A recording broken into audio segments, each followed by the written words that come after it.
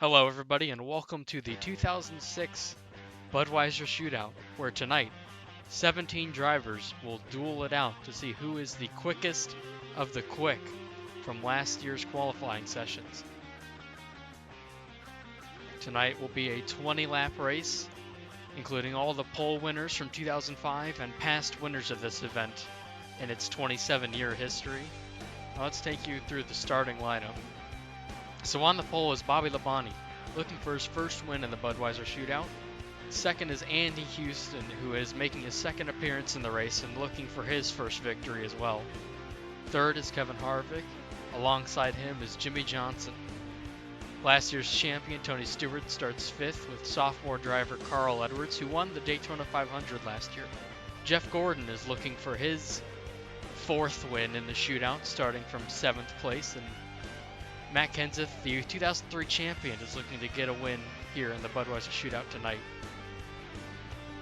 Ricky Rudd looking for his first win in this race as well, alongside Greg Biffle. Bill Elliott, a one-time winner back in 1987. Next to Jeff Burton. Casey Mears making his first appearance in the race alongside Ryan Newman. Starting 15th is Rusty Wallace, who's looking for his first win in this race as well, alongside Dale Jarrett, who's looking for his third win in this race. And starting last is Terry Labonte, who will be driving the 96 all of Speed Weeks, trying to get it in the top 36 for Tony Raines to take over at California. Now, as the cars come to life, there are a few talking points that I'd like to get out of the way. Jeff Gordon is looking to be the third driver to win back-to-back races in the Clash. Neil Bonnet did it in 1983 and 1984, and Ken Schrader did it in 1989 and 1990.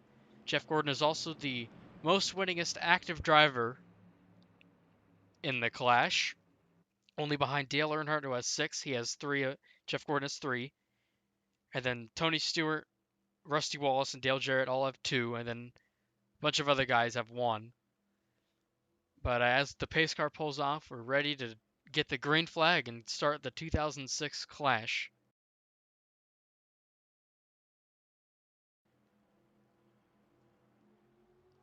And the green flag is out, and we're underway for 20 laps here at Daytona.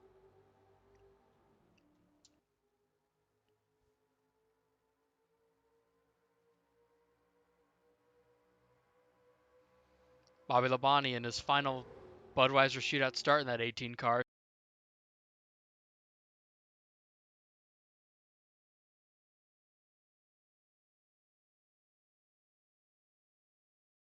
He pulls to the outside ahead of Andy Houston, making his second start with, and he's got a push from Jimmy Johnson. Kevin Harvick leads the charge in the bottom, but Bobby Labonte comes back down to cover the spot as they're already 3 wide in the back, as Greg Biffle has made it 3 wide with help from ex-teammate Jeff Burton up on the top, taking Bill Elliott 3 wide, putting him in the middle. Wow! Biffle hit the wall already on lap 1. Well, that slows him down, and that lets Bill settle out ahead of them all, and now we're back to 2 wide. Tony Stewart making a look underneath Kevin Harvick, thinks better of it. Jimmy Johnson still pushing Andy Houston in the outside lane. As the cars come out of turn 2, Bobby Labonte looks to cover the spot so Andy Houston can't get a run. He does so. Harvick may be able to come back on the bottom, though, heading into turn 3. He's got a nice little draft here. He's gonna get it right there in the bottom, almost of Bobby Labonte's bumper. Got 4 Chevys right there lined up in the bottom. Bobby Labonte, Kevin Harvick, Tony Stewart, Jeff Gordon. And then Ricky Rudd behind them. And then the first Dodge outside of Andy Houston. Casey. Oh! Bobby Labonte's blowing up from the lead. Oh, he blocks the top lane. How are they going to get around him? Harvick, Stewart, Gordon, Rudd all file through. And he takes it all the way to the top as everyone piles past Bobby Labonte. Oh, poor Bobby. Geez, that's got to be rough. Now the field's spread out. It's a 3-car breakaway of the Chevy Brigade of the past 2 winners of this race, Jeff Gordon and Tony Stewart, and then also Kevin Harvick. We'll see if the rest of the field, like Rudd and Mears, and we'll see if Houston will be able to catch back up. He was leading the outside lane, aside from when Labonte was up there, and now they'll have to make their way back using the draft. Hopefully that Gordon, Stewart, Harvick will not break away and make this just a 3-car race. I'm sure some of these guys will be able to get back through the field, though. You see Jarrett and Johnson fighting side by side. Carl Edwards is going to come up to them, and then Terry Labonte, Kenseth, and Bill Elliott back there looking to help. And Biffle and Burton might be in danger here. They might lose the draft. Jeff Burton and Greg Biffle both looking for their first wins. It might not come today if they can't catch back up. But it seems like they'll be able to as Kenseth pulls to the inside. He makes a nice move there. He's probably trying to get up to his Roush teammate right there. Yep, there goes Carl. He pulls to the bottom. We'll see if these two will be able to hook up with Dale Jarrett. Maybe those 3 Fords can go to the front. But of course, Biffle's right there saying, wait a minute. I need to get up there and get with you guys. I'm a Ford teammate. Help me out here. Biffle looks like he's caught the draft, but Burton is still kind of lagging back. I think he'll be all right, though. This pack is beginning to catch back up to this smaller second group right here, and they're beginning to form up as well with Ricky Rudd, Casey Mears, Andy Houston. Andy Houston goes to the bottom on his own teammate. Nobody goes with him.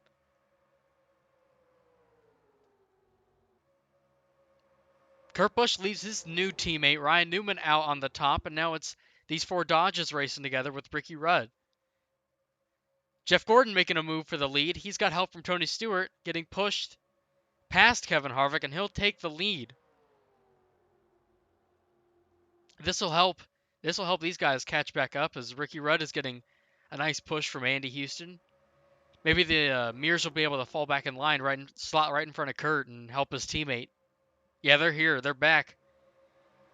Now we'll see what they can do with the momentum. We'll see if Ricky Rudd can make a move to the bottom on Tony Stewart or if he can go to the outside or something. But they block the outside, and Mears makes a move underneath his teammate, getting him back for what he did. And they're going to be 3 wide almost in the turn 3. Oh! Houston and Harvick got real close there. 3 wide, 2 rows deep, and that's allowing everybody to catch back up. Here comes Edwards, Jarrett. You see Jeff Burton has caught back up. He will be able to stick with the pack and stay in contention for this race.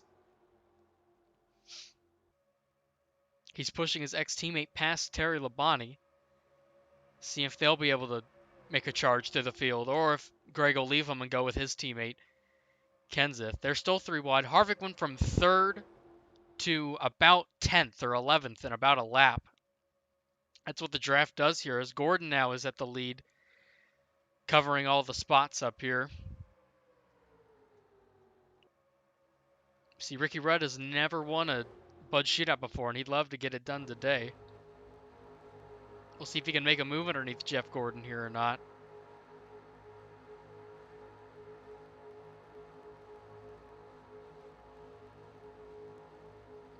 No, it looks like Jeff's just going to maintain right there and work the lanes. See, he's got help behind him from Casey Mears, a Dodge, Jimmy Johnson, a Chevy. And Carl Edwards, a Ford. He's got all 3 manufacturers behind him.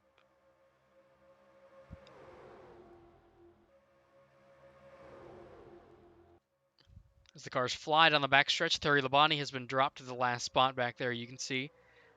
Can anyone make a move on Jeff Gordon? Does anyone have the power?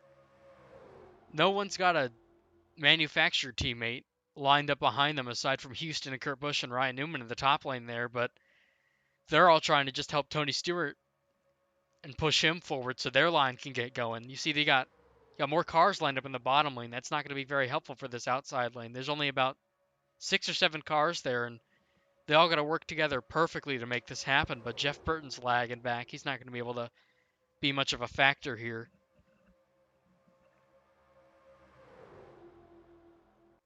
Now, Bill Elliott, I want to talk about him for a minute here.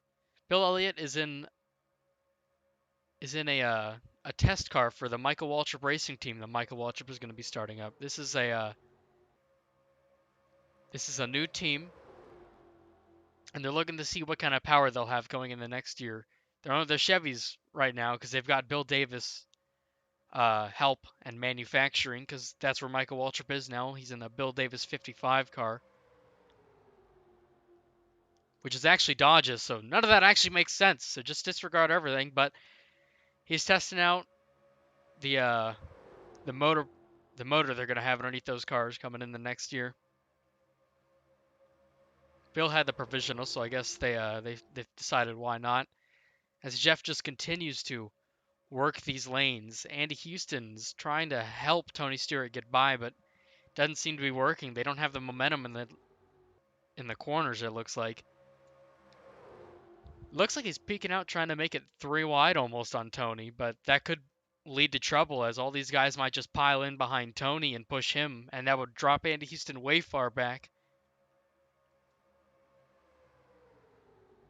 Got these two Ganassi teammates side by side. Their rookie teammate Reed Sorensen is not in this race, obviously, but they're excited to have him on board, and they're hoping they can get a good run this season, maybe get a couple poles, and maybe you can see all three Chip Ganassi cars in this race next season.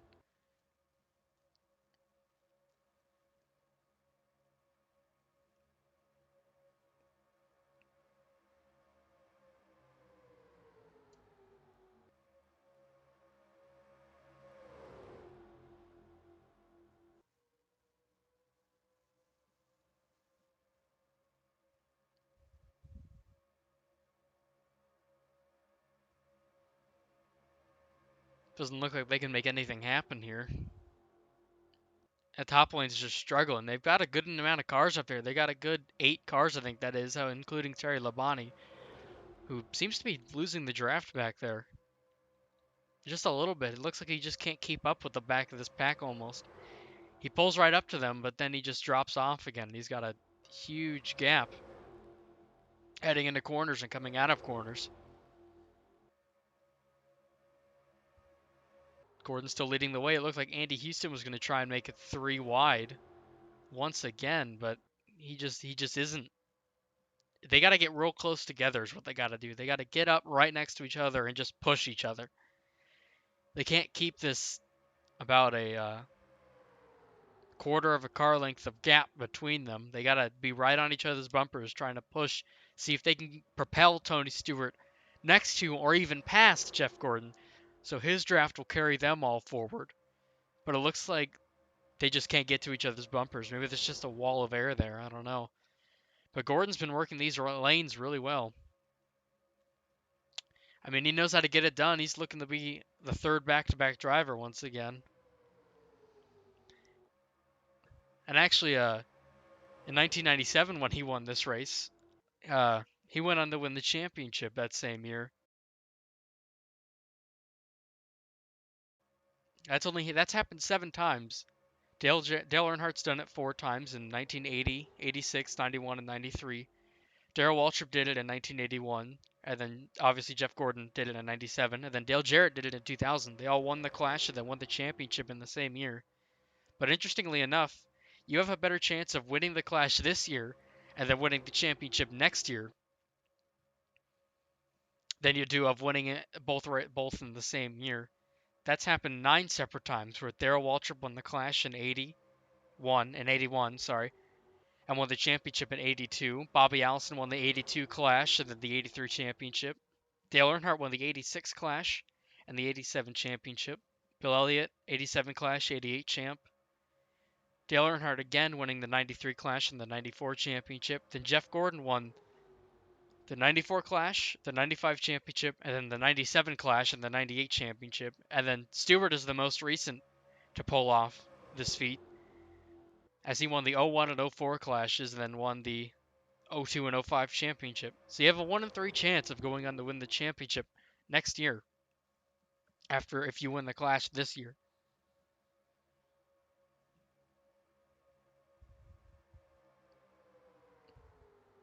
You see, no one's been able to pull up to Jeff's back bumper, or you get the air on a spoiler, pack all the air there and get them loose or something, move them up the track. They've all just abstained here as we have 5 to go. Coming to the line here.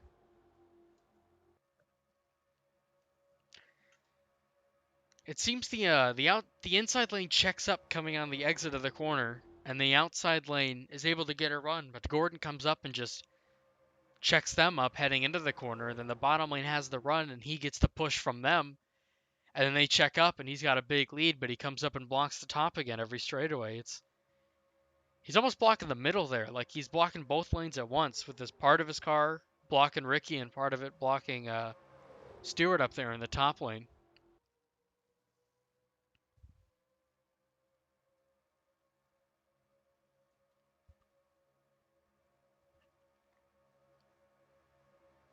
Jeff Gordon once again looking for his 4th Clash win, which would bring him one closer to Dale Earnhardt. Dale Earnhardt, as mentioned before, has 6 wins in this race. Gordon only has half as of right now, but anything can happen. Ricky Rudd looks to be peeking to the bottom there. Maybe if he could just get a run, then he'll be there.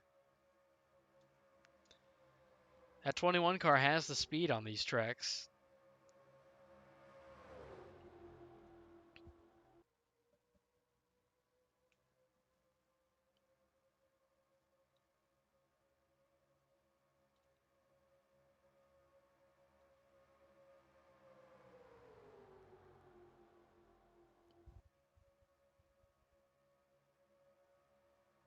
Oh, maybe Tony Stewart's there, but they just get to the corner and the whole inside line just pulls on them heading into the corner. They have all the momentum turning it down to the bottom like that.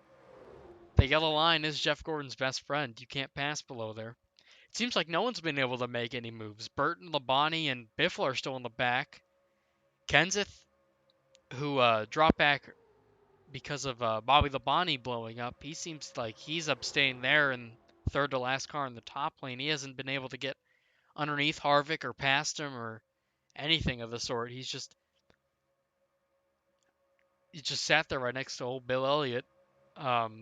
Jeff Burton doesn't seem to be able to push him at all.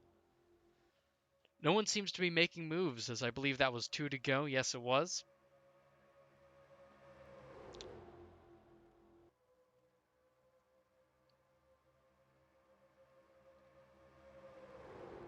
Ryan Newman, who hasn't won a points-paying race since 2003 or 2004, I think. It would be nice to get him into victory lane tonight, but it doesn't look like that's going to happen if these lanes keep working the way they do. Someone's got to make a move at some point, right? They can't just sit here and... No one's going to be content sitting here running 3rd, 4th, 5th, 7th. They're all going to try and make a move at some point. As the white flag is out. We have 1 lap to go. Let's see if Jeff Gordon can hold on. He's done so for about 14, 13 other laps. Let's see if one more wouldn't hurt. As Jeff Burton makes a move all the way in the back, he pushes Matt Kenseth 3 wide. Terry Labonte to help. But will that benefit him? Will Terry Labonte continue helping him? Bill Elliott goes up to the top lane. They're making moves back there finally. But it's not going to be enough. It's not enough to get such a huge run that it'll carry them all the way to the front or anything like that. Kenseth's just getting shuffled back to add insult to injury of no one really doing anything. And rounding turn 4, Jeff Gordon comes off the corner. And he comes down to block the spot, and he will win the Clash back-to-back in 2005 and 2006.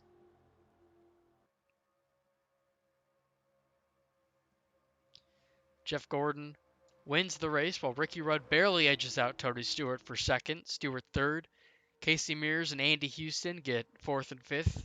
Good top 5 runs for the Chip Ganassi team. Jimmy Johnson, Jeff Gordon's teammate, finishes 6th. Rusty Wallace Kurt Busch finishes 7th in his first race in the 2 car. Carl Edwards finishes 8th in his first Clash. Ryan Newman 9th, and Dale Jarrett finishes 10th. Kevin Harvick, first car outside of the top 10 in 11th. Bill Elliott finishes 12th in that MWR test car. Greg Biffle 13th. Jeff Burton 14th. Terry Labonte finishes 15th, and Matt Kenseth is the last car to finish the race, and Bobby Labonte finishes 17th after blowing up on lap 4.